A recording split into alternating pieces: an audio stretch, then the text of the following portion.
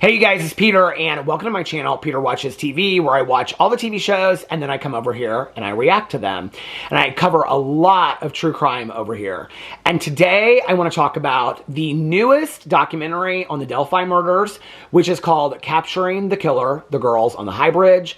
It just came out on Hulu last week, and I will tell you before I get into this, if you have not watched it and you are interested at all in the Delphi murders or true crime, this is a definite watch.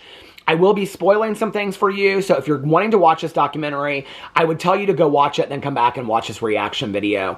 This was probably one of the best true crime documentaries that I've ever seen, number one. Number two, it is probably the best documentary on the Delphi murders that I've ever seen. So I want to give a little bit of a background story on all of this, and then I want to get in and I want to talk about the documentary. And then I have some thoughts that I want to share as well. Please feel free to leave whatever thoughts you guys have about this case, about this documentary. But like I said, if you have not watched this newest documentary on Hulu, I would highly, highly recommend it. I thought that it honored the victims and their families in a fantastic way, which is one of the things I always take into consideration in watching true crime. I felt that it was kind of more of a follow-up from the previous documentaries, so you kind of have to know a little bit about the case before you go into this documentary, but I thought it was fantastically done. They interviewed so many people.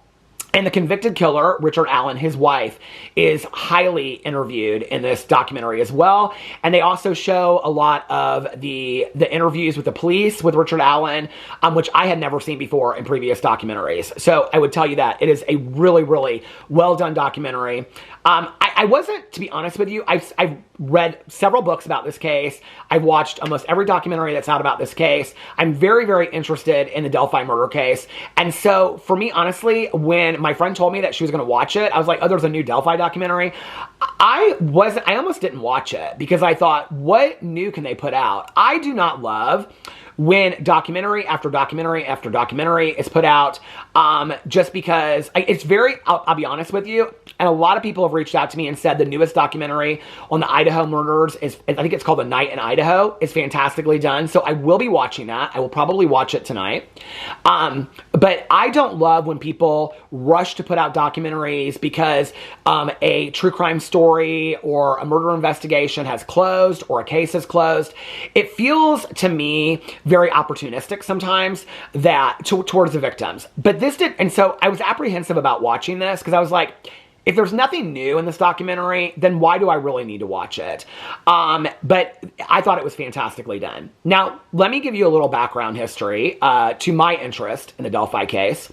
I live in Indianapolis, Indiana, okay? I'm sitting in my bedroom right now on my bed. Literally from my front door to the bridge, okay, the Monon Bridge in Delphi, it is probably an hour and 20-minute drive, okay? From here to there, I am that close to Delphi. It is a case that in Indiana, a lot of people talk about. The two cases in Indiana that people talk about, and the first one is just recently that they've started talking about, is the Fox Hollow Farm Herb Baumeister case. The second case that people talk a lot about is the Delphi case. Now, I have covered on my Peter Mon channel and over here as well, I have covered the Fox Hollow Farm case extensively. Years ago, I started talking about, going out to bars in Indianapolis at the time that Herb Baumeister was a serial killer. I did several videos about it. On my vlog channel, on my Peter Vlogs channel, it is my #1 most viewed vlog over there, interestingly enough. I did a paranormal investigation at Fox Hollow Farm. And I have kept up with that case through the years. I reacted to the documentary. I had people reach out to me. So I'm like really in deep with the Herb Baumeister Fox Hollow Farms case. And I have a lot of theories about it. I've kind of backed off on making videos a little bit because I know that they're further investigating it right now. So, and I know a lot of like what's going on behind the scenes. And so until more of that comes out, I've kind of backed off from making videos. But the other case that I'm really, really interested in is the Delphi murders, which when it happened, it kind of shocked, I would say, not just the community of Delphi, which I don't live in, but just the Indiana community. I think you have to understand what Indiana is like, first of all, to understand why it kind of like, it riveted the state so much. First of all, Indiana is a very conservative state, yes, but it's also known to be a very safe state where people move to raise their children. Indiana is made up of Indianapolis, which is the capital city, and then on the outskirts of Indianapolis, to the north and the south, the east and the west, it's surrounded by suburbs. And so you've got like Greenwood to the south, and you've got like Carmel, Westfield, Noblesville to the north, and Southport to the south, and things like that. And then to the west, you have like Avon. And so these are communities, and Brownsburg and things like that. These are communities where a lot of people move either back home again, or they moved because these are very safe communities to raise their children. These are very safe communities to start a family. And a lot of people have grown up in these towns or grown up in small towns. Because all these suburbs that I listed to you, between any of those suburbs, there are 5 small towns. And by small towns, I mean 3 stoplights, okay? Between any of those towns. There's very, very small towns. Indiana is also a factory state. There's a lot of factories in Indiana. There's a lot of distribution centers. And so I think like the biggest Walmart distribution center is in southern Indiana. Kokomo, which is to the north. It has like Chrysler. There's like an Anderson, which has casinos. Also has like, it has a lot of big like there's a lot of car factories in Indiana. Dotting Indiana is a lot of country, okay? A lot of farm towns and a lot of small towns. And these small towns, I think if you saw them in a movie or a TV show, like Stranger Things, which supposedly takes place in Indiana, you would think that they seemed very idyllic. Most of these towns really do have town squares. Most of these towns really do have country festivals. They really do, okay?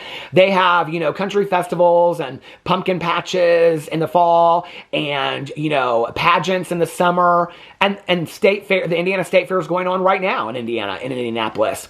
And so a lot of kids that are in agriculture and grew up in farms that come from small towns come to show animals to the state fair, and the state fair is where people from all over come. And Indiana has been known for a very, very long time to be a very safe state to raise families. That being said, there is also an insidious nature to Indiana. And in these small towns are flooded, okay, and have been flooded, with Chicago to the north and Ohio to the southeast, okay? If you've ever watched the true crime documentary, the Missing Forgotten Girls of Ohio, they talk a lot about it. About a lot of trafficking and trafficking of women and children and drug trafficking that goes on in the Midwest. And it's something that's not really talked a lot about here. When methamphetamine use was rampant in our country, the Midwest was at the core of that. And that also led to trafficking, it led to prostitution, it led to a lot of illicit crime, and it led to a lot of like insidious behavior. That there was also a lot of police corruption that was going on with that a lot, because you have small towns. And in small towns, you are just by nature going to have a lot of corruption because you have people that grew up together. And so you have the criminal and the cop living in the same town that were maybe best friends in 3rd grade. And that's kind of what Indiana is. And so, of course, there's a lot of true crime and a lot of stories like that happen in Indiana. And it's very, very sad. And so you never know when you hear something, if you're hearing the truth, if you're hearing a falsified version of it, or if you're hearing just what the news is putting out there, what the police are putting out there, what they want you to think. You never really know when you're hearing a story. Whether that story is something like a serial killer, like Herb Baumeister from Fox Hollow Farms, or the killing of 2 young women at Delphi. And so when the Delphi murders happened several years ago, I can remember going out to dinner with people, and everybody at that time was talking about Delphi. And I mean, it's so close to Indiana. And so many friends of mine grew up in small towns. My sister-in-law grew up, I think, like 2 cities over from Delphi. And so, I mean, everybody in Indiana knows where Delphi is. We didn't have to wait for this to happen. We've heard of Delphi.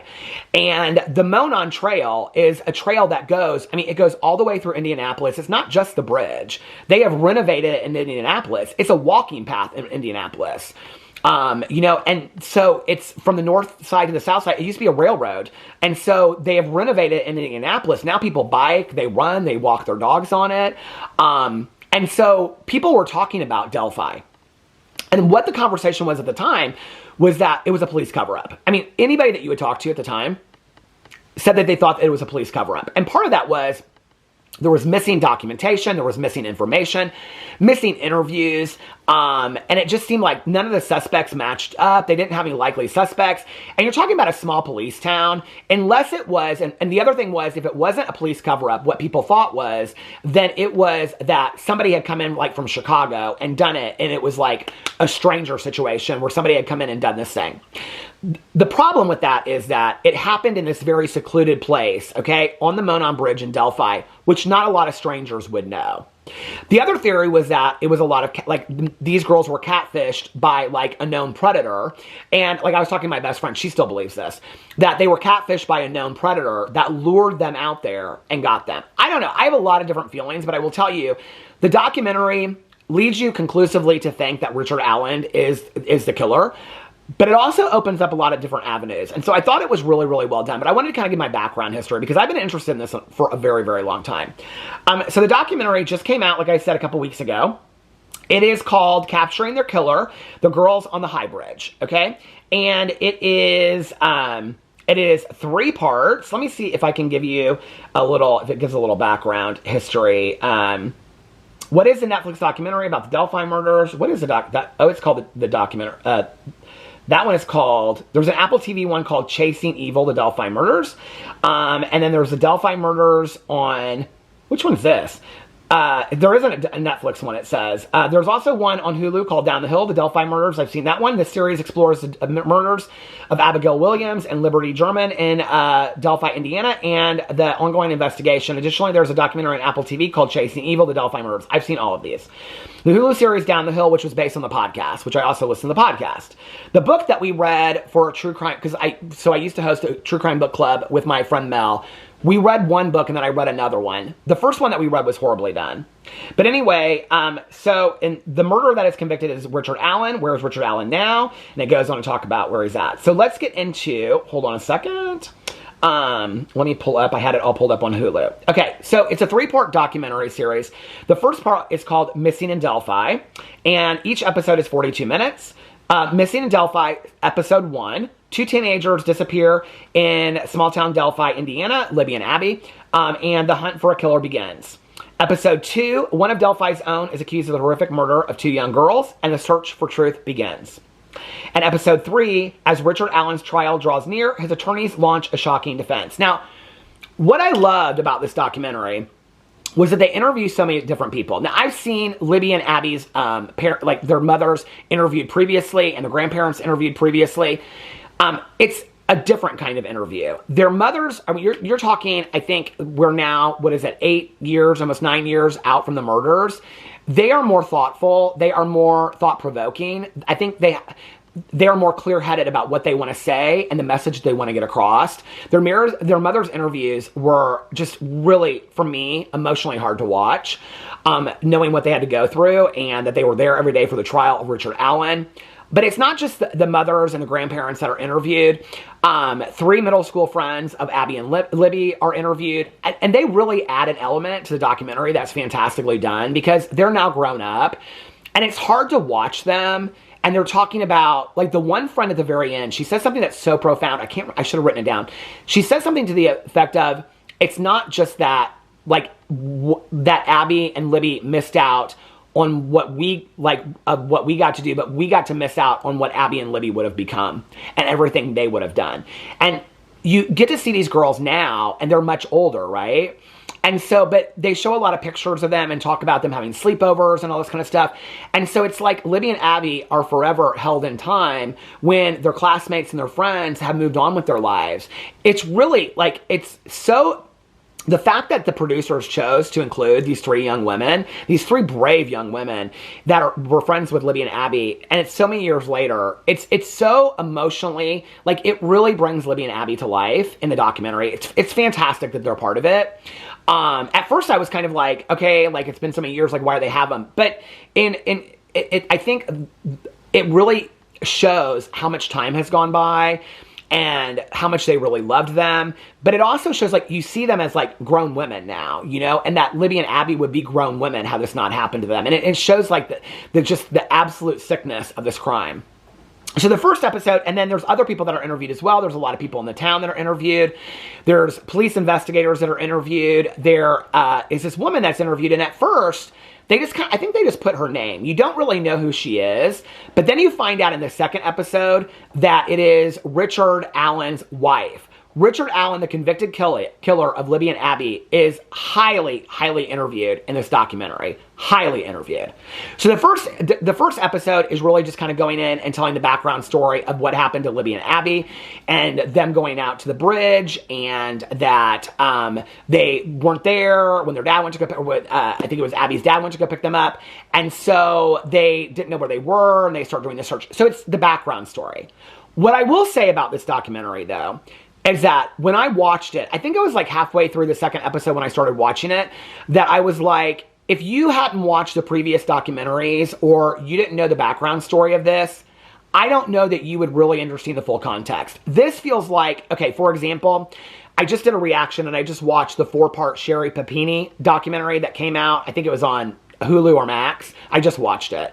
Caught in a Lie is what it's called. If you hadn't watched the original documentary called, I think it was on Netflix, called The Perfect Couple. If you hadn't watched that and known the original story, the Sherry Papini case felt like a follow-up, okay?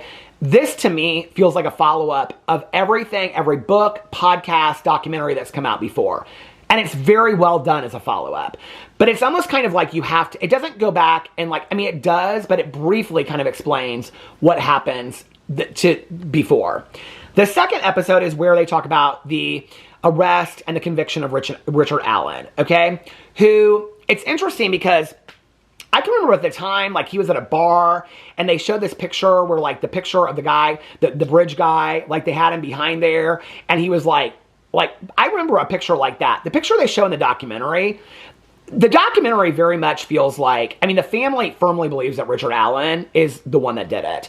It almost feels like the producers are trying to convince the audience that Richard Allen didn't do it. It's how the documentary feels. I've never been convinced that Richard Allen did it. I will tell you that right now. And this documentary didn't seal it for me at all.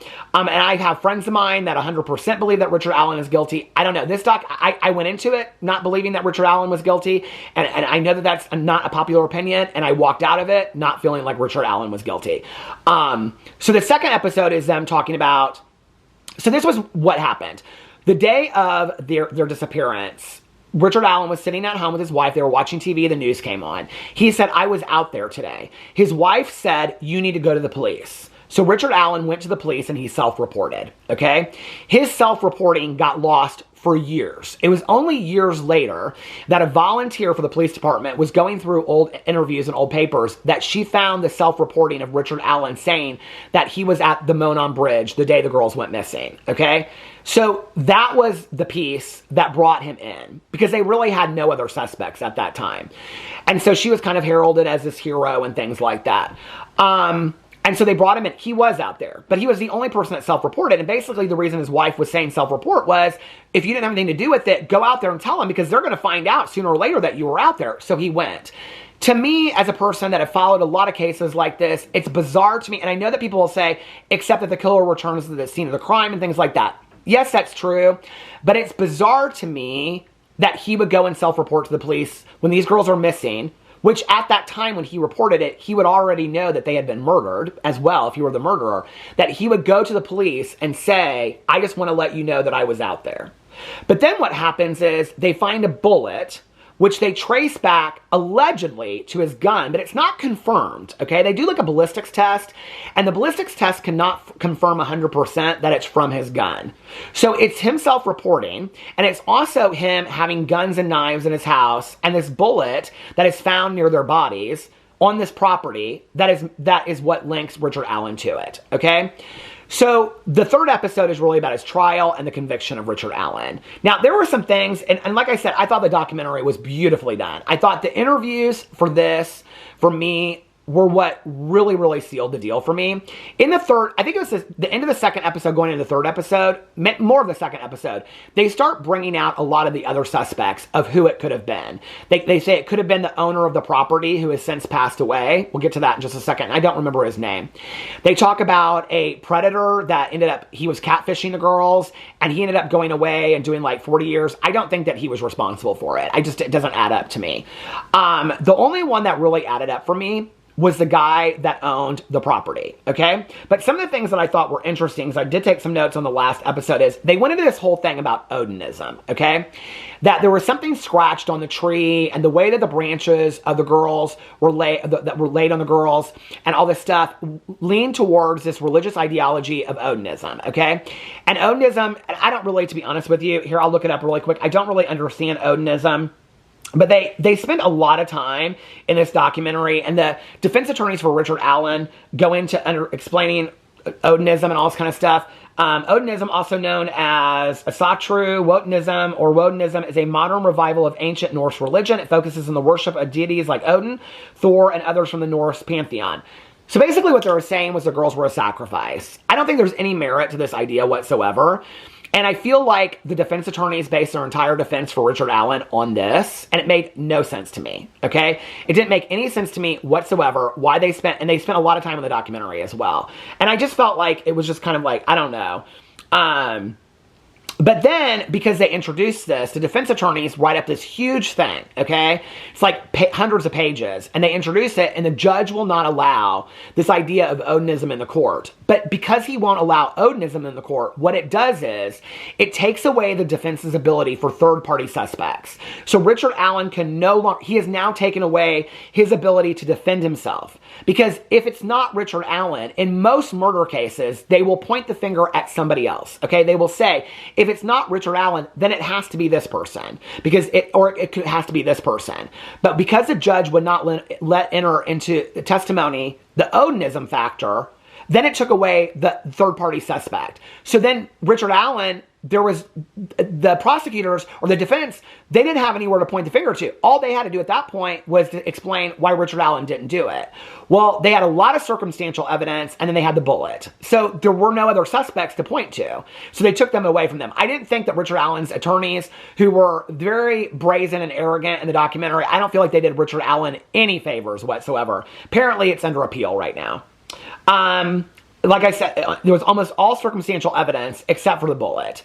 I mean, they show all these pictures of these guns and boots and knives that he had in his house, but every suspect that they showed knives and guns. And I'll be honest with you, in Indiana, especially in the country where a lot of people hunt and farm, you'd be hard-pressed to go into somebody's house and not find guns, shotguns, rifles, knives. You'd be hard-pressed in Indiana not to find that stuff. At a swap meet out in the country, at a county fair, you would find hard-pressed not to find that stuff. So for them to insinuate in this documentary that pointed a finger at Richard Allen, I don't know. Then they have this doctor that was a psychiatrist, I believe, at the prison where Richard Allen is, and he gave a confession to her. Now, it has been found that Richard Allen had a lot of mental health issues. He was also in, what is it called? Solitary confinement for like almost a year, 6 months to a year.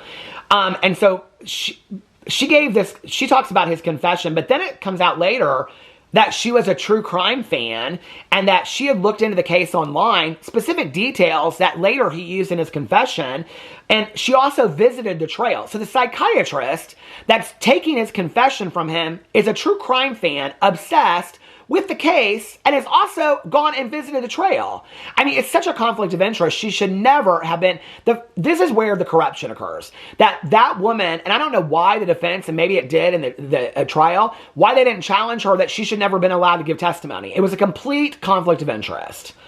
Then they continue to show the lead investigator, Jerry Holman. They show probably 6 or 7 YouTube interviews, news interviews. I mean, this man what is this man's need to be in every interview, okay? It was weird to me, especially with the whole idea, and I'm not pointing fingers at Jerry Holman. I don't know anything about him or his involvement in this, but it almost kind of seemed like he was trying to get ahead of the story constantly. I mean, he did any interview that he was asked online. Not a lot of the other people involved did any interviews, but Jerry Holman, the lead investigator, if you look online, he did a lot of interviews. The one suspect that they pointed the finger at that I did think looked very intriguing was the man that owned the property, okay, where the girls' bodies were found. He has now since passed away, okay? But he honestly looks a little bit and carries himself like Bridge Guy. Like, they show video of him and they show what he dressed like. The day that he supposedly was with his cousin later came out and said that he lied for him, that he asked him to lie for him. Now, not only did he lie in a murder investigation to give a fake alibi, okay, which should have been obstruction of justice anyway, but he lied supposedly because he drove his truck, okay, to a trash dump that was in this garage place, okay? And what they said was he wasn't lying because he had anything to do with the murder. He was lying because he was driving his car and he had a suspended license, which he ended up doing, I think it was like 8 months or a year in jail for. So he didn't want to get caught for driving because he had a suspended license. So he lied.